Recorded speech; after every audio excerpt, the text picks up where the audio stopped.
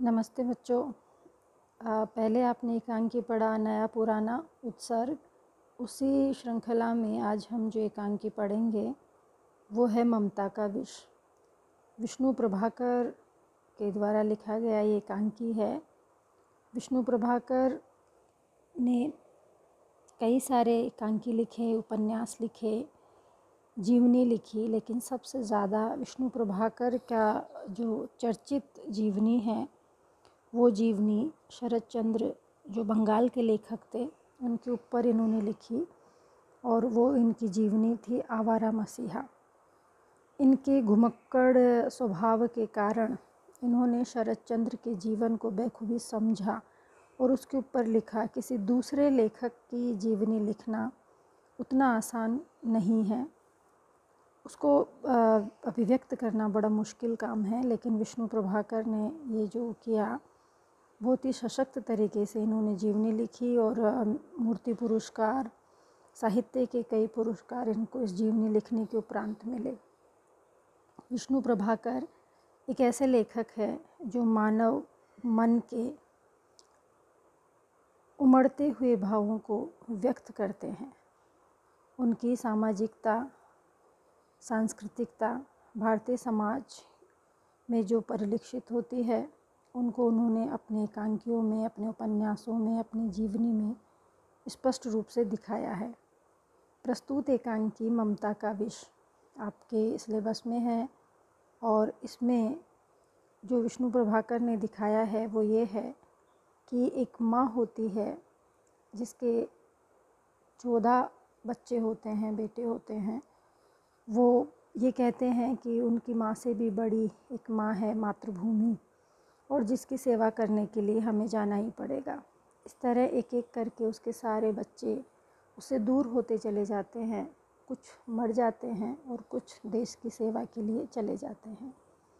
एक बच्चा है सुशील, छोटा, जो उसके पास रहता है, लेकिन वो भी बातें माँ से दूर जाने की ही करता है। तो इस चीज़ से परेशान होकर माँ ये सोचती है कि ये बच्चा भी मुझसे दूर चला जाएगा, और वो उससे अत्यधिक प्रेम करती है। उस बच्चे की बुखार होता है और वो बुखार उतरता नहीं है। डॉक्टर दवाइयाँ देता है, देखता है दवाइयाँ देकर उसको, लेकिन फिर भी उसका बुखार कम नहीं होता है। एक दिन डॉक्टर उसके पिता से कहता है कि मैं ये देखना चाहता हूँ कि क्यों दवाइयाँ उसके ऊपर प्रभाव नहीं डाल रही है।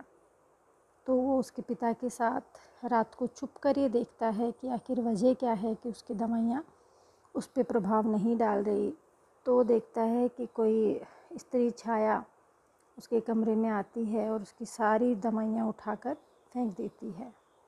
तब उसको पता चलता है कि वो उसकी माँ ही है जो उसको दवाइयाँ नहीं देती है। तो डॉक्टर कहता है कि इलाज इसकी माँ का ज़रूरी है बच्चे से पहले।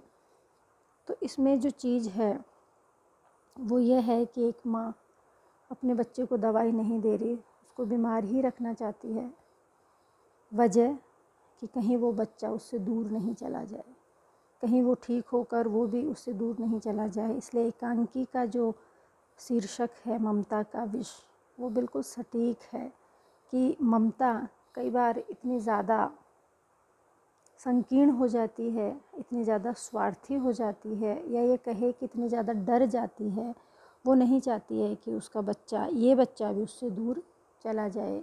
इसलिए जो काम उसके बच्चे के लिए उचित नहीं है वो काम भी वो करने लगती है, क्योंकि दवाइयाँ देना उसके बच्चे के लिए फ़ायदेमंद है, उसका बच्चा ठीक होगा, लेकिन वो नहीं दे रही है क्योंकि ठीक होते ही उसका बच्चा कहीं दूर चला जाएगा। तो विष्णु प्रभाकर ने उस माँ की स्थिति का चित्रण किया है, जो माँ बड़े अंतर्धुंध में है, पेशोपश में है, और वो अंततः यही फैसला लेती है कि वो अपने बच्चे को दवाई नहीं देगी और वो बच्चा ठीक नहीं होता है। तो एक माँ ऐसा कैसे कर सकती है, ऐसा क्यों कर रही है, और उसको करने की वजह क्या है, ये सब इस एकांकी में आपको दिखाया गया है। एकांकी हमारे मानस को उद्वेलित करती है और हमें विवश करती है कि हम दोबारा से उस माँ के पक्ष को भी सोचें और उस बच्चे के पक्ष को भी सोचें। तो एकांकीकार ने हमें एक ऐसे मोड़ पर लाकर खड़ा किया है जहाँ हम अपने विचारों से, अपनी समझ से, अपनी चिंतन से इस एकांकी की समीक्षा कर सकें।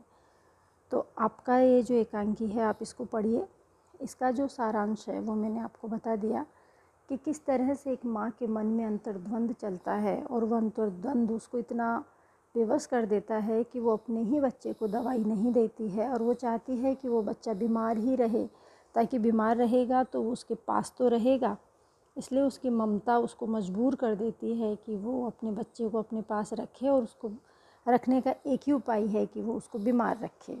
तो इस तरह से जो उसका ममत्व है वो ममत्व विष हो गया है, उसके बच्चे को आगे नहीं बढ़ने दे रहा है। लेकिन इसके साथ ही साथ हमें ये भी समझना चाहिए कि क्यों वो ऐसा कर रही है, इसका कारण क्या है। हालांकि माँ इस जगह गलत है या सही है ये फ़ैसला हम नहीं कर सकते। ये फ़ैसला हम इसलिए भी नहीं कर सकते कि एक माँ जिसके इतने बेटे थे और कोई भी उसके पास नहीं रहा तो उसकी मानसिक स्थिति कैसी होगी और वो किस तरह से रिएक्शन करेगी, किस तरह से वो प्रभाव उसके व्यक्तित्व पर पड़ा है कि मेरा ये बच्चा भी मेरे से दूर चला जाएगा तो मुझे क्या करना चाहिए। उसने कितना सोचा होगा। तो मानसिक रूप से वो एक तरह से कमज़ोर हो गई है और मानसिक रूप से कमज़ोर व्यक्ति फ़ैसले सही नहीं ले पाते हैं। इसलिए वो भी अपना फ़ैसला सही नहीं ले पा रही है कि मुझे ये दवाइयाँ इसको देनी है कि नहीं देनी। अंत में वो यही सोचती है कि मुझे ये दवाई उसको नहीं देनी है ताकि ये मेरे पास रहे। तो इस तरह से विष्णु प्रभाकर के एकांकी, इनके उपन्यास, इनका एक उपन्यास भी है अर्धनारीश्वर। वो उपन्यास काफ़ी हमारी जो समस्याएं हैं, सामाजिक समस्याएं, उन समस्याओं को आधार बनाकर लिखा गया है। और अगर आप पढ़ सके तो इस उपन्यास को आप ज़रूर पढ़ें, क्योंकि ये आपको एक बार फिर से सोचने के लिए मजबूर करेगा, विवश करेगा कि हमारी जो सोच स्त्रियों के प्रति है, जो समाज ने बना रखी है, वो क्या ठीक है और उसमें स्त्री की कितनी गलती है, कितना वो अपने आप को अभिव्यक्त कर पाती है इस उपन्यास में और उसकी पीड़ा कितनी घनीभूत हो जाती है वो आपको इस उपन्यास में बेखूबी देखने को मिलेगा। तो इनका एक तो आवारा मसीहा जीवनी शरद चंद्र की और एक अर्धनारीश्वर उपन्यास काफ़ी प्रसिद्ध है और काफ़ी व्यक्ति को चेताने के लिए, उसकी चेतना पर प्रहार करने के लिए, उसकी चेतना को आगे बढ़ने के लिए काफ़ी मजबूर कर सकते हैं। इसलिए अगर आपके पास समय है तो आप इसको ज़रूर पढ़ें और इस एकांकी को भी पढ़ें, ताकि आपको इस एकांकी की जो है कि क्यों ऐसा किया उस माँ ने, वो आपको अच्छे से समझ में आ जाएगा। तो ये जो ममता का विष एकांकी है, इसका एक प्रश्न बनता है कि क्या ममता का विष एकांकी शीर्षक उचित है।